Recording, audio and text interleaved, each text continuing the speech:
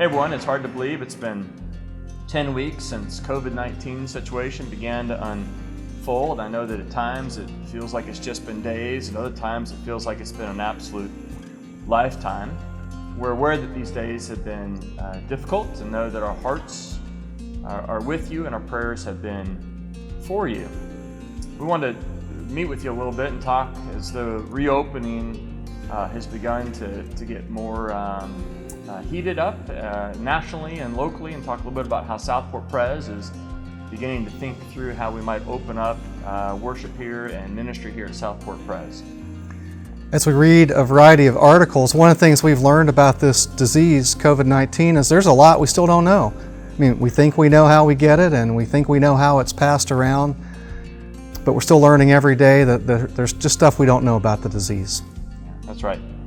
And so one of the things that we've done is we've begun to think through what it looks like for us to open up ministry again. Is we've identified some values that will drive some of our decision making. We know that the governor and the mayor have a phased program, and so we'll take that exact same approach. One of the values that's important for us is that we want to care for the whole person. We know that when Jesus came back and redeemed mankind, men and women both, He redeemed not only the spirit but their body, and we know that when He returns in the times, there will be a new heaven and a new earth that will be both physical and spiritual. And so we're mindful of wanting to care for the whole of the person, not just the spiritual, but both of those. Yeah, and we also want to care for our whole community. I mean, we have a community that ranges from babies all the way up.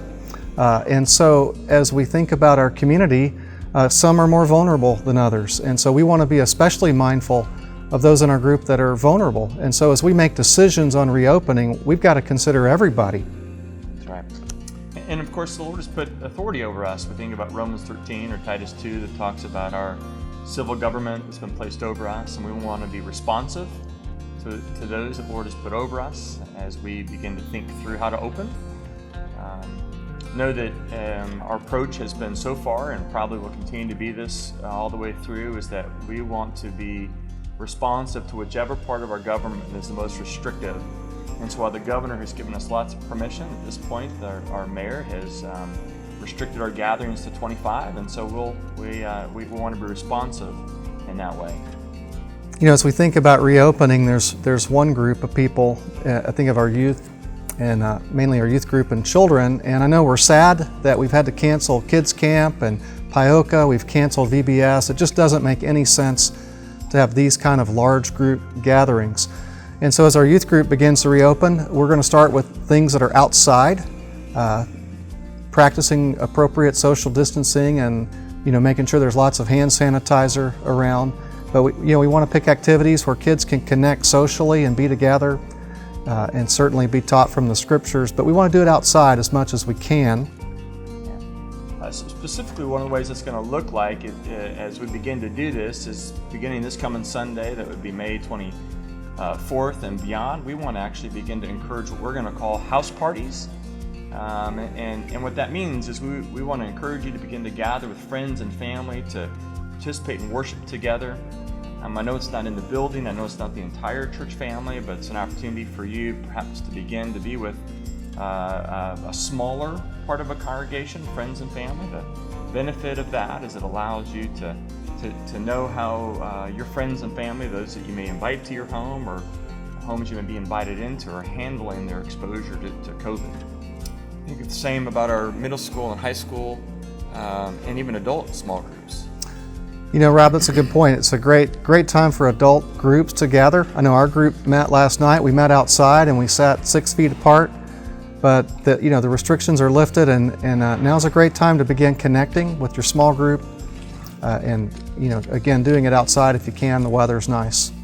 And of course, all of these would be off campus, or at least not in the building. It's entirely feasible that life groups or small groups, both in our youth program or even our adults, might use the campus, shelter house, or outside on the lawn as a place to gather. There are other youth activities, of course, that we'll be exploring as the days begin to unfold. Yeah, absolutely. Pray for Paul and Melissa and August as they've got to think creatively on how do we disciple our kids, since a lot of our ministries are built on large programs. And so you pray for them as they're learning new ways to gather our youth and children and to disciple them. That's right. And as we begin to look more distant into the future in terms of our worship gathering, know that we're going to be cautious about our gathered groups in the building. Think in particular about worship, of having a large group of folks who are gathered in a closed environment with some semblance of closeness with one another. It's something that most of our leaders in health and in our government are suggesting is is actually can be risky or dangerous because of the exposure to COVID. We've also learned a good deal about singing and the breathing deep and the projecting out, and how that may as well be uniquely difficult for COVID. Again, there's lots that we don't know, and so we want to make sure that we take a cautious, careful, measured approach. Many have asked, will we continue to live stream or continue to have a digital footprint in our worship? And I just want you to know that is absolutely our plan. We're working hard right now to be prepared to both worship in a gathered congregation as well as in a congregation that would be digital. Eric Thine and Michael Gearhart have been brilliant in this. They've worked actually very tirelessly, and it's been really a joy to work with them. Creative, thoughtful folks that love Jesus, love the church, that love you. Know that our hope and our heart is for you.